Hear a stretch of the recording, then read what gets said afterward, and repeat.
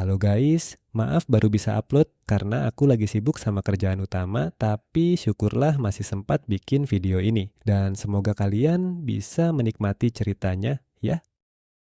Sejak remaja, Orochimaru sangat tergila-gila dengan yang namanya ilmu pengetahuan. Dia melakukan berbagai penelitian untuk menciptakan terobosan yang berguna bagi orang banyak. Hingga suatu saat, Orochimaru merenung dan berpikir bahwa mau seberusaha apapun dia, jika kematian sudah menghampiri, semua usaha yang dia kerahkan seumur hidupnya akan berakhir di situ. Untuk itulah dia beralih obsesi dari sekedar ilmu pengetahuan yang bermanfaat menjadi keinginan untuk memperoleh kehidupan yang lebih lama, bahkan immortal. Salah satu caranya adalah beralih ke tubuh atau inang yang lebih baru dari sebelumnya. Orochimaru terpukau dengan kemampuan dan tubuh Itachi, bahkan sejak dia masih belia. Namun begitu, perbedaan kekuatan mereka membuat Orochimaru sadar dia tak punya kesempatan untuk merebutnya. Ditambah lagi, keadaan memperburuk nasibnya ketika hampir seluruh jutsu yang dia kumpulkan harus hilang akibat disegel mendiang Hokage ketiga. Harapan kemudian muncul ketika dia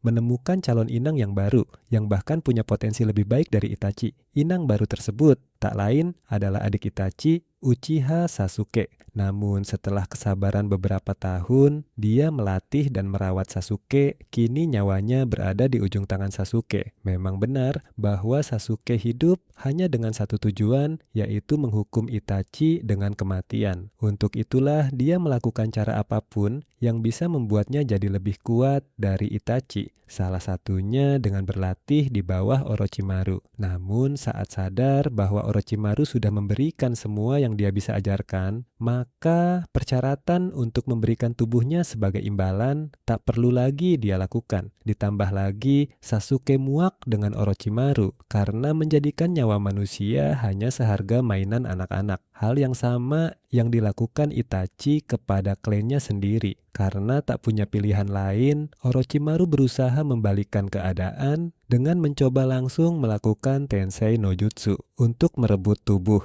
Sasuke. Awalnya, Orochimaru seakan berhasil menangkap Sasuke, hingga akhirnya Sasuke menunjukkan bahwa kemampuan Orochimaru tak ada artinya di hadapan mata Sharingan. Kabuto yang mendengar kegaduhan dari kamar tuannya lalu memeriksanya. Dia menemukan Sasuke masih berdiri tegak di atas tubuh ular Orochimaru. Awalnya dia ragu apakah ini sosok Sasuke atau justru Orochimaru sudah berhasil merebut tubuhnya. Hingga Sasuke pun menunjukkan apa yang sudah terjadi. Dan Kabuto tak bisa percaya bahwa Orochimaru telah tewas di tangan muridnya sendiri. なんか嫌な空撃だったわよ。まるで燃ゆる落日血のようじゃな。 Setelah Orochimaru mati, Sasuke bisa dengan bebas memanfaatkan semua objek penelitiannya. Dia lalu memilih melepaskan Suigetsu, seorang objek penelitian Orochimaru dengan kemampuan unik, yakni bisa merubah tubuhnya menjadi partikel air. Sasuke mengajak Suigetsu bergabung dengan tim yang akan dia bentuk. Walau bilang punya tujuan tertentu, Sasuke tak pernah mengatakannya dengan jelas. Suigetsu bilang dia mau-mau saja ikut, tapi sebelum itu dia ingin punya senjata pegangan. Lebih spesifiknya, yakni senjata Kubikiri Bocho milik mendiang Zabuza. Awalnya Sasuke mengajak Suigetsu ke makam Zabuza karena memang terakhir kali diketahui pedang itu diletakkan di atas makamnya. Namun begitu, kini tak ada tanda-tanda pedang itu. Selanjutnya, mereka mencari informasi di desa sekitar pemakaman. Dengan wajah good lookingnya, Sasuke bisa dengan mudah menerima informasi dari para perempuan yang mabuk padanya. Katanya, pedang itu dibawa oleh Tazuna, seorang pengrajin kayu yang dulu tim 7 lindungi dari Zabuza itu sendiri. Namun saat didatangi, Tazuna dikabarkan sedang menggarap proyek jembatan di desa petir dan tak akan pulang dalam waktu setahun ke depan. Dan lagi pula informasi terbaru mengatakan kalau pedang Kubikiri Bocho sudah berpindah tangan ke daimyo sekaligus ketua perampok desa air bernama Tenzen Daikoku. Tak terlalu butuh waktu lama bagi mereka karena berhasil menemukan salah satu anak buahnya dan diberitahu lokasi Tenzen. Sebenarnya Sasuke bisa sendiri menerobos masuk ke kastil tempat Tenzen, tapi dia sengaja membuat skenario agar mereka berdua perlu menghadapi para pengawal Tenzen. Tujuannya sekedar untuk tahu cara Suigetsu bertarung, dan benar saja mau ratusan atau ribuan pengawal pun, karena mereka tak bisa ninjutsu, tidak ada gunanya di depan ninja. Walau pada satu momen Suigetsu sempat terbelah badannya menjadi dua bagian, dan disitulah terlihat kemampuan Suigetsu, bahwa benda tumpul tak akan berguna untuk melawannya. Setelah mendapat Kubikiri Bocho, sebenarnya Suigetsu hendak membunuh Tenzen, tapi nampaknya Sasuke cukup baik hati dengan tidak membunuh lawan yang menurutnya tak perlu dibunuh. Untuk selanjutnya, mereka berdua akan menuju ke markas persembunyian Orochimaru di sebelah selatan untuk merekrut anggota berikutnya yang bernama Uzumaki Karin. Di markas ini, Karin menjadi kepala penjaga untuk objek tahanan Orochimaru. Saking setianya Karin pada Orochimaru. Saat ada tahanan yang membicarakan rumor soal kematian Orochimaru di tangan Sasuke, Karin memerintahkan mata-matanya untuk langsung mengeksekusinya. Dan rumor itu ternyata benar, bahwa Orochimaru sudah tidak ada lagi. Sasuke tanpa basa-basi langsung memerintahkan Karin untuk bergabung dengan timnya. Tapi Karin tidak menurut begitu saja. Dia merasa tidak ada urusan dengan tujuan Sasuke. Kewajibannya adalah menjaga tahanan di sini tidak kabur. Untuk itu, Sasuke lalu menyuruh Suigetsu untuk melepaskan semua tahanan di sini. Dan di momen saat Suigetsu pergi, Karin langsung mengunci pintu rapat-rapat, lalu ternyata dia cukup malu-malu kucing untuk menyatakan dirinya bersedia mengikuti Sasuke. Bahkan sebenarnya dia berharap Sasuke tak mengajak anggota lain selain dirinya. Dia terlalu tsundere untuk mengakui niat aslinya. Alasan Sasuke merekrut Karin karena dia pernah bertemu Karin sebelumnya dan sudah tahu kemampuan Karin yang seorang tipe sensor. Karin bisa memakai ninjutsu medis, sekaligus dia bisa merasakan cakra musuh bahkan dari radius yang cukup jauh. Dan sayang sekali untuk Karin. Bahkan setelah mengajaknya dan Suigetsu, Sasuke ternyata masih punya satu lagi list anggota, yakni Jugo, yang saat ini sedang dikurung di markas yang lain. Markas tempat Jugo sendiri digadang-gadang sebagai tempat percobaan untuk para monster.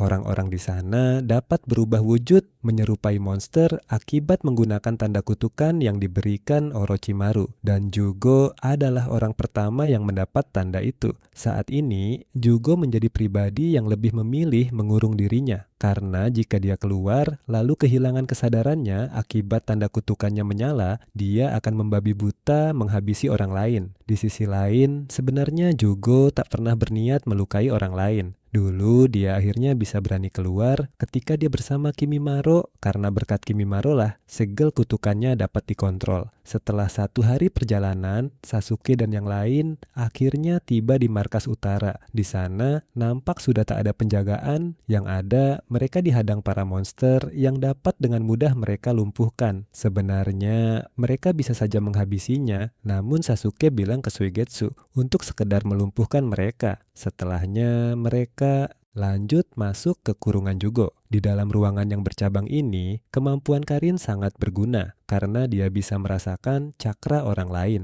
Dan sempat-sempatnya dia sengaja memberikan arah yang salah agar bisa memisahkan Suigetsu dan membuat dia berduaan dengan Sasuke saja.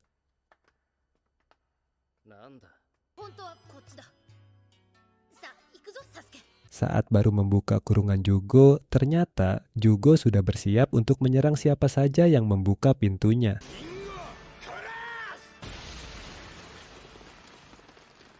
Mengira Sasuke sudah remuk, Sasuke malah mengejutkan Jugo karena bisa mengontrol segel kutukan Orochimaru dengan baik. Untuk menenangkan Jugo, Sasuke menjelaskan niatnya bahwa dia tak ingin bertarung dengan Jugo. Namun begitu, tetap saja Jugo membabi buta menyerang Sasuke. Kegaduhan ini akhirnya menuntun Suigetsu ke tempat mereka. Dan saat pertarungan malah berganti antara Suigetsu dan Jugo, Sasuke segera mengerahkan ular Orochimaru untuk mengunci mereka. Jugo lalu sadar dari efek segel kutukannya. Dia segera masuk kembali ke kurungan dan mengatakan kalau dia tak ingin pergi keluar tanpa Kimimaro dia tidak akan bisa mengontrol tubuhnya dan berakhir menghilangkan nyawa-nyawa tak bersalah. Namun setelah itu, Sasuke mengatakan kalau Kimimaro mati demi dirinya. Kalimat itu membuat Jugo teringat ucapan terakhir Kimimaro yang memang mengatakan kalau dia sedang punya misi untuk menjemput ninja bernama Sasuke. Saat mengonfirmasi bahwa pria di depannya ini adalah Sasuke, barulah Jugo mau menurutinya. Dengan begini, 3 rekrutan Sasuke pun sudah lengkap. Kelompok mereka Sasuke sebut sebagai Hebi. Tujuannya cuma satu, yaitu membantu Sasuke untuk mencari dan membunbun Uchiha Itachi, salah satu anggota Akatsuki. Untuk Karin sendiri, dia cuma mau ikut Sasuke saja, sama halnya dengan Jugo. Namun untuk Suigetsu, dia cuma berharap agar dibantu mendapatkan pedang milik Kisame yang disebut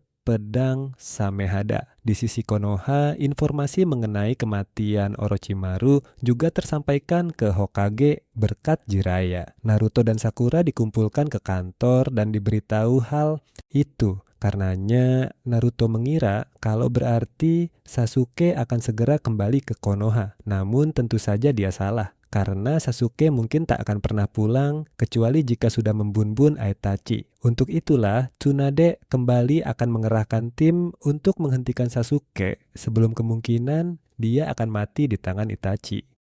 Karena sudah beberapa kali berhadapan langsung dengan Itachi, Kakashi jadi punya cukup rencana untuk bisa menangkapnya. Tentu saja menangkap lebih susah jika dibandingkan hanya membunbun. Mereka tak bisa membunuh Itachi karena akan menghilangkan tujuan Sasuke. Untuk itu, dibentuklah tim gabungan yang terdiri dari 2 skuad, berisi campuran ninja jarak dekat dan jarak jauh. Dan dimulailah kontes untuk adu kecepatan menemukan Itachi antara Sasuke dan tim Naruto.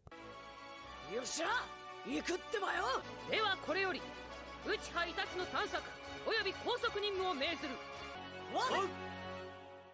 Dengan Kage Bunshin, Naruto mencari jejak Sasuke ke berbagai penjuru. Sementara itu, Sasuke sendiri malah sengaja didatangi Itachi dan mengatakan agar Sasuke datang ke tempat yang hanya diketahui Uchiha sendirian. Di tengah jalan, Karin merasakan Bunshin Naruto di sekitaran mereka. Dan benar saja salah satunya berhasil menemukan Sasuke walaupun Sasuke segera menyingkirkannya. Tapi tetap saja informasi dari Bunshin itu sudah sampai ke tubuh asli Naruto. Mereka pun segera memutar arah dan mengejar Sasuke beserta timnya. Namun, beberapa saat setelahnya, salah satu anggota Akatsuki yang bernama Tobi, yang merupakan anggota baru Akatsuki, datang dan menghadang mereka. Karena ini Akatsuki, Kakashi tak bisa dengan gegabah menyuruh timnya menyerang bersamaan. Bahkan saat Naruto menyerang dari titik butanya, Naruto malah seakan meleset dan menembus tubuh Tobi. Karena tak punya banyak waktu, Kakashi mengarahkan timnya untuk berpencar, paling tidak agar Tobi bingung untuk menghadang yang mana lebih dulu. Namun, Tobi seakan bisa muncul dimanapun dia mau, sehingga mereka tak punya pilihan lain selain mengurusi Tobi lebih dulu. Sementara itu, Sasuke dan timnya yang sudah dekat dengan lokasi Itachi tiba-tiba didatangi Kisame dan mengatakan bahwa yang boleh lewat dari titik itu cuma Sasuke saja. Sasuke pun menyetujuinya karena sejak awal dia merekrut 3 anggotanya, sekedar untuk mengamankan wilayah sekitar agar tidak ada yang mengganggu duelnya dengan Itachi. Setelah Sasuke pergi, Suigetsu menantang Kisame adu mekanik pedang. Awalnya Suigetsu nampak menikmati pertarungannya hingga kemudian dia sadar. Cakranya langsung merosot setelah dia berkontak dengan Samehada. Dan memang itulah keunggulan Samehada yang bisa sesuka hati menyedot cakra lawan. Sambil berjalan menuju tempat Itachi, Sasuke mengingat masa lalunya ketika sang kakak yang dia cintai tiba-tiba berubah menjadi monster berdarah dingin yang bahkan menganggap nyawa manusia hanya sebagai objek latihannya. Itachi bilang Sasuke dia biarkan hidup supaya dia punya rifle untuk terus meningkatkan kemampuannya. Namun, Itachi bilang ke Sasuke kalau dia baru bisa seimbang jika berhasil membangkitkan Mangekyo Sharingan, kekuatan mata Sharingan yang hanya bisa didapatkan hanya dengan membunuh teman terdekatnya. Dan tanpa terlebih dahulu membangkitkan Mangekyo, kini Sasuke sudah berada di depan Itachi. Itachi bilang seberapa banyak perkembangan mata Sharingan Sasuke. Tapi Sasuke hanya menjawab kalau matanya cuma bisa melihat skenario kematian Itachi. Yang setelah itu, pertarungan pun dimulai.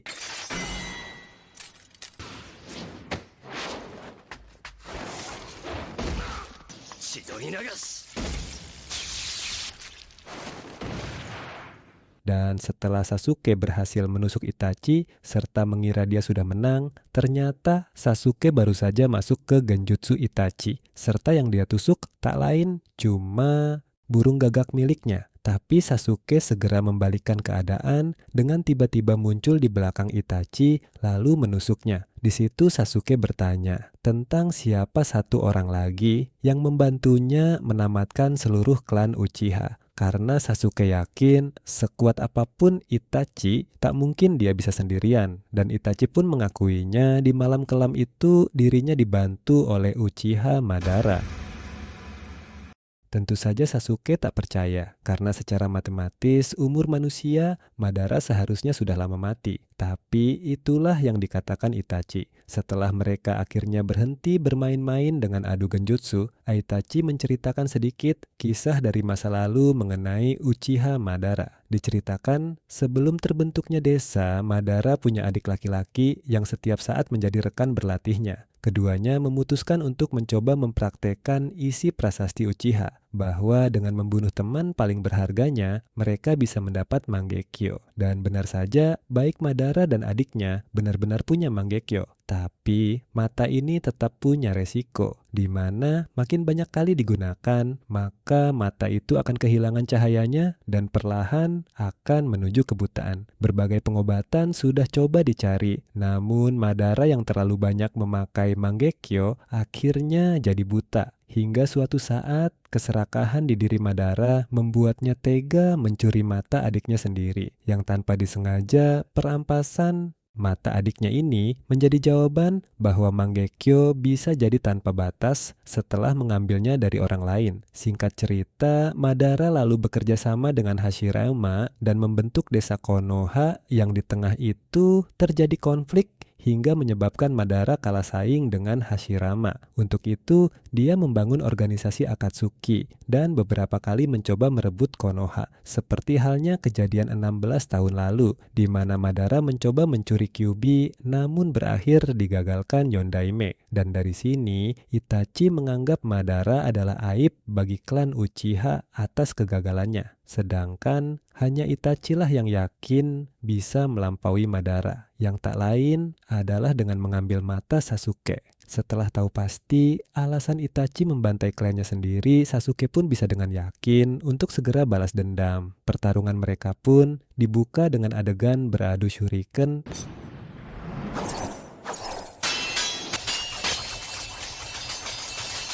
Dan akhirnya, perbedaan antara Sharingan biasa dan Mangekyo Sharingan cukup jelas ketika Itachi bahkan bisa membuat segel Kagebunshin saat tubuh aslinya sibuk aduk shuriken. Untungnya, Sasuke bisa memanfaatkan ular Orochimaru untuk menangkis serangannya. Namun setelahnya,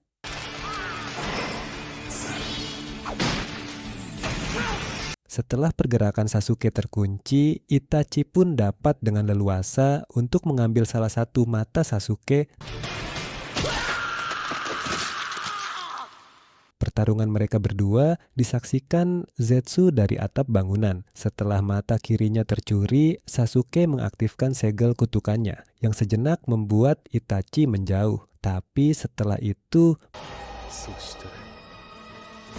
Bunshin Itachi tiba-tiba muncul dari belakang dan menangkap Sasuke. Namun saat Itachi hendak mengambil mata sebelah kanan Sasuke, mata itu nampak terlindungi segel kutukan disusul Bunshin Itachi yang ditembus ular piton. Dan nampaknya semua kengerian yang barusan terjadi hanyalah Tsukuyomi Itachi. yang entah bagaimana bisa Sasuke patahkan hanya dengan Sharingan biasa. Dari pandangan Zetsu, mereka berdua cuman diam di tempat saja dari tadi. Sasuke tahu kalau efek penggunaan Tsukuyomi akan membuat penggunanya melemah untuk sejenak. Untuk itu, dia langsung menyerang Itachi dengan Kage Shuriken. Walau sempat menghindar, Sasuke ternyata memasangkan kawat di salah satu Shuriken itu, lalu menarik balik ke Itachi dan membuat kaki kirinya tertusuk. Setelah itu, Sasuke melontarkan Katon Gokakyu dan Itachi memilih untuk kabur keluar ruangan untuk menghindarinya. Barulah di ruang terbuka ini, mereka beradu katon, yang nampaknya kondisi prima Sasuke membuatnya lebih unggul dari Itachi. Hingga setelahnya, Itachi menunjukkan api tier S, yang tak mungkin bisa dilawan Sasuke. Apalagi kalau bukan Amaterasu, api hitam yang hanya akan padam jika penggunanya menghendakinya. Sadar akan bahaya Amaterasu, Sasuke memilih terus bergerak agar Itachi tak bisa melontarkan Amaterasu padanya. Namun, walau secepat apapun dia berlari, kecepatan pandangan mata lebih cepat dari pergerakan tubuhnya. Alhasil, Sasuke terbakar dan tergeletak di permukaan atap bangunan itu. Tak perlu waktu lama, Itachi hendak mengambil mata Sasuke yang saat dia hampir memegang tubuh Sasuke langsung meleleh seperti plastik. Ternyata Sasuke baru saja menggunakan Kawarimi no Jutsu milik Orochimaru.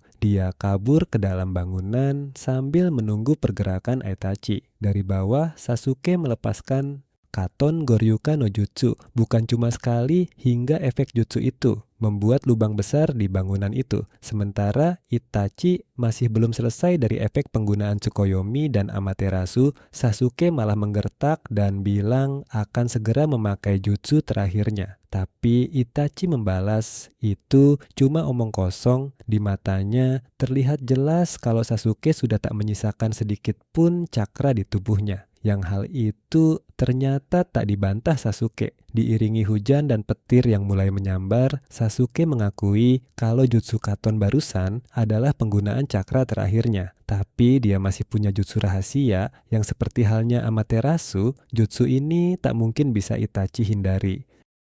Menurut Zetsu, nampaknya dari awal, serangan Katon Sasuke memang tak dimaksudkan untuk Itachi, melainkan untuk menciptakan suhu panas di sekitaran mereka. Sehingga terciptalah awan cumulonimbus buatan yang kemudian Sasuke akan memanfaatkan energi alam itu, entah untuk apa. Dan benar saja, dengan kemampuan Raitonnya, Sasuke membentuk kumpulan petir menjadi sebuah naga petir raksasa yang ia namai Kirin. Tentu saja dengan kecepatan cahaya yang bahkan ribuan kali lebih cepat dari kecepatan suara, tak mungkin Itachi bisa menghindarinya. Dan benar saja, seketika setelah Sasuke melontarkan Kirin, Itachi langsung tergeletak tak bergerak lagi.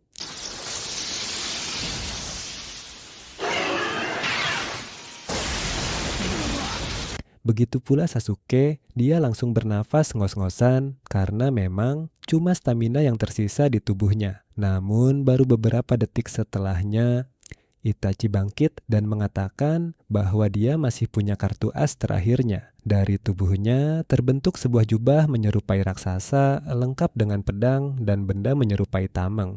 Berwarna merah yang dia sebut sebagai Susanoo Sasuke yang tak lagi berdaya tiba-tiba diganggu Orochimaru yang muncul dari tanda kutukannya. Orochimaru akhirnya bisa leluasa keluar dari tubuh Sasuke membentuk monster ular berkepala banyak yang dengan mudahnya satu persatu kepala ular itu bisa Itachi penggal. Hingga di kepala terakhir Orochimaru muncul dan berkata akan segera mengambil alih tubuh Sasuke. Sebelum kemudian Itachi menusuknya, lalu menyegal Orochimaru ke dalam kendi di tangan Susanoo. Menurut Zetsu, pedang itu bernama Totsuka, berikut dengan tameng yata, yang dikatakan pedang itu dapat menyegel semua objek yang tersentuh ke dalam genjutsu yang abadi. Dan tentu saja, lagi-lagi efek penggunaan jutsu ini nampak membuat Itachi kesakitan, dia sampai muntah darah beberapa kali. Sasuke yang mencoba mencari celah dengan menyerang Susanoo saat Itachi kesakitan, tampaknya tak menghasilkan apapun. Sambil Itachi terus mendekat ke arahnya, Sasuke nampak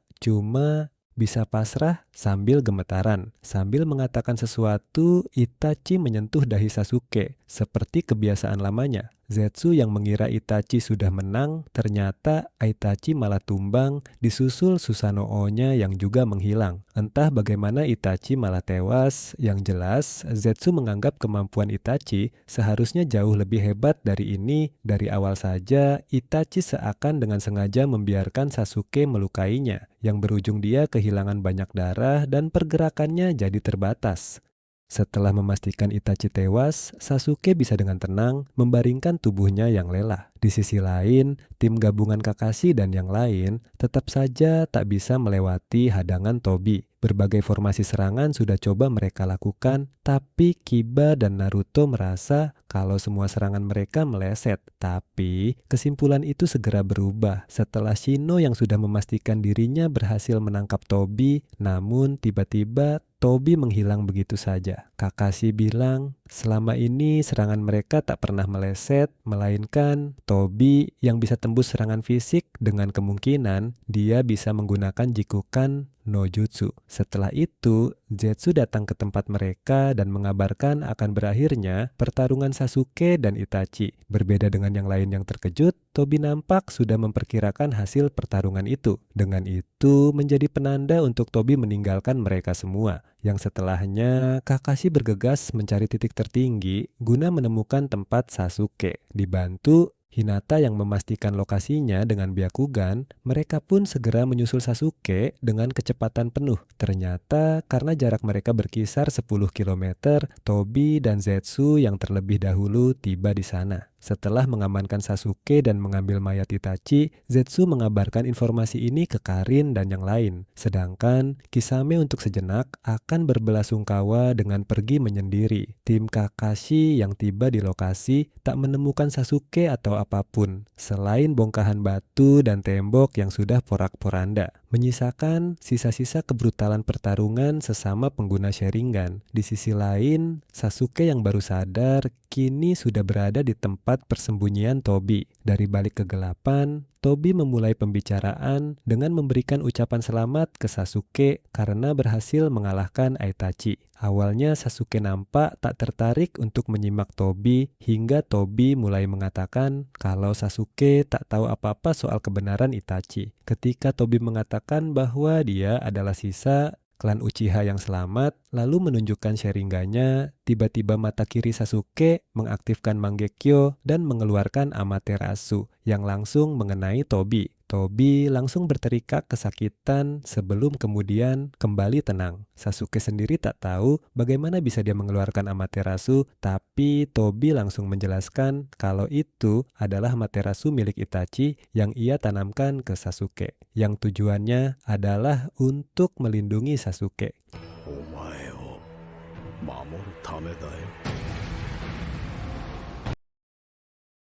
Mendengar alasan itu, Sasuke tampak terkejut dan menganggap ucapan Tobi sebuah omong kosong. Tobi menjelaskan bahwa sosok Itachi yang melakukan pemusnahan klan Uchiha itu bukanlah kebenaran yang tuntas, yang mana latar belakang dan motifnya hanya diketahui oleh Hokage ketiga dan para tetua desa. Yang tanpa Itachi sadari, Tobi diam-diam juga tahu fakta itu. Namun, untuk berjaga-jaga agar informasi itu tak bocor ke Sasuke, Itachi sengaja menanamkan Amaterasu agar bisa menghalangi Tobi dari Sasuke. Tobi lalu meminta Sasuke untuk mengingat dengan baik-baik betapa tidak logikanya Itachi yang sebelumnya menjadi sosok kakak yang ideal berubah menjadi ninja berdarah dingin. Sehingga di dalam pikiran Sasuke, ingatan akan Itachi mulai berputar silih berganti apakah Itachi kakak yang baik atau benar-benar sosok musuh yang layak dihujami balas dendam. Sasuke sampai terengah-engah bingung akan keyakinannya sendiri. Setelah menenangkan Sasuke, Tobi sekali lagi menawari Sasuke untuk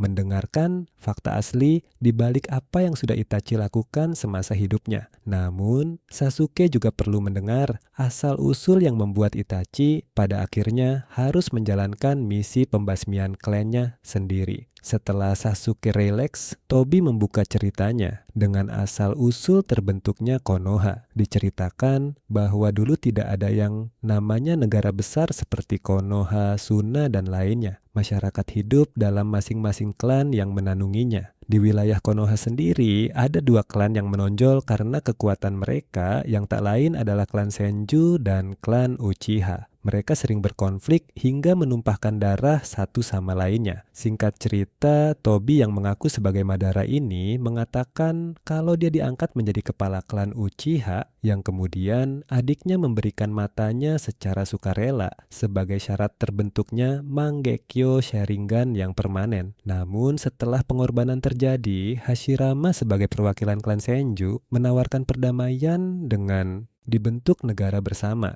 Tentunya Madara yang sudah kepalang kehilangan adiknya tak serta-merta mau damai begitu saja, namun anggota klan Uchiha yang juga sudah muak dengan perang akhirnya memiliki mayoritas yang memilih untuk damai. Sebagai pemimpin yang mendengarkan anggotanya, Madara tak punya pilihan selain menyetujui ajakan Hashirama, dan pada akhirnya terbentuklah Konoha. Konflik kembali muncul saat Madara mengajukan diri menjadi Hokage, tapi dirinya kalah populer dibanding Hashirama. Lagi-lagi, klannya sendiri seakan mengasingkan Madara dengan memberikan voting ke Hashirama. Alhasil, Madara pun pergi meninggalkan desa dan menyatakan perang dengan Konoha serta memendam kebencian ke klannya sendiri. Namun, apesnya dia mengalami kekalahan dalam duelnya melawan Hashirama. Semua orang menganggap Madara sudah tewas di duel itu. Tanpa Hashirama sadari, Madara masih bisa lolos dari kematian. Beberapa tahun berlalu, kursi Hokage beralih ke Tobirama yang sebagai upaya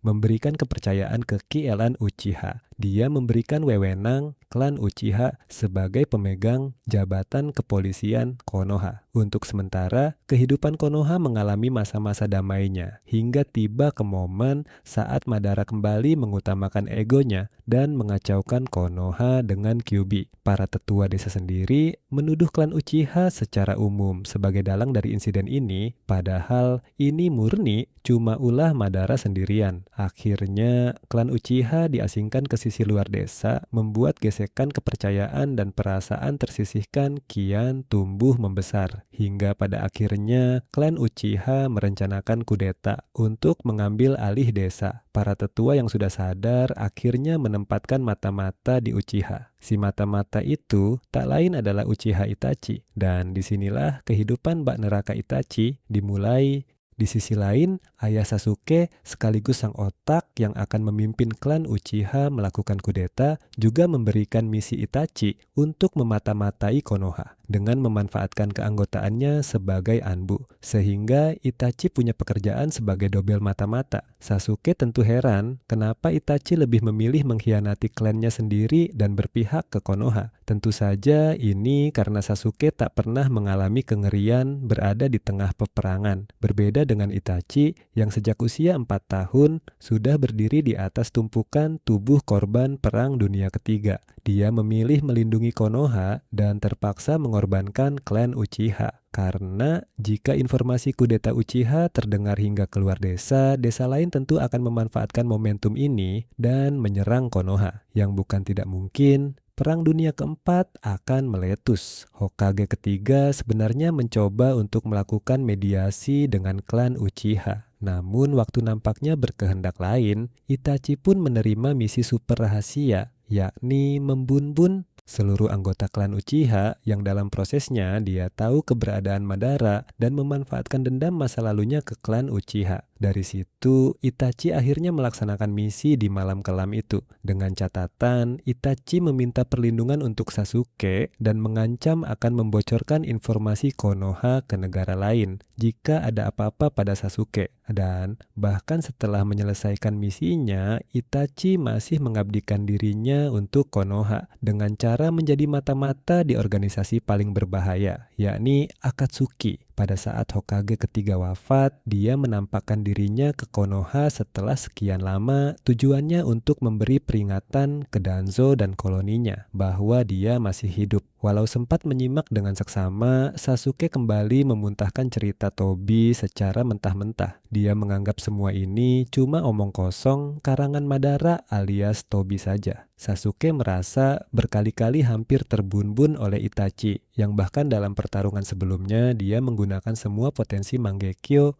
Sharingan kepadanya. Tapi Tobi menjawab, bukti kebenaran dari kisah ini adalah dengan adanya Sasuke yang masih hidup. Kalau Itachi serius, betapa mudahnya dia mengakhiri hidup Sasuke. Itachi terus berpura-pura akan membunuh Sasuke karena Itachi harus menekan Sasuke sampai ke batasnya. Alasannya karena Itachi tahu kalau di tubuh Sasuke sudah terkontaminasi segel kutukan dari Orochimaru. Dan setelah pertarungan itu, Sasuke akhirnya bebas dari segel kutukan beserta kematian orang terdekatnya yang tak lain adalah Itachi itu sendiri, yang dengan itu Mangekyo Sasuke harusnya kini sudah bangkit. Pada akhirnya Sasuke mulai menerima pemaparan dari Tobi dan memahami penderitaan Itachi. Itachi memposisikan dirinya sebagai pengkhianat, walau sebenarnya menjalankan tugas sebagai pahlawan. Meski begitu berat kebencian yang dia pikul di hidupnya, Itachi dengan bangga tersenyum sebagai ninja Konoha dan mati dengan senyuman di depan adiknya.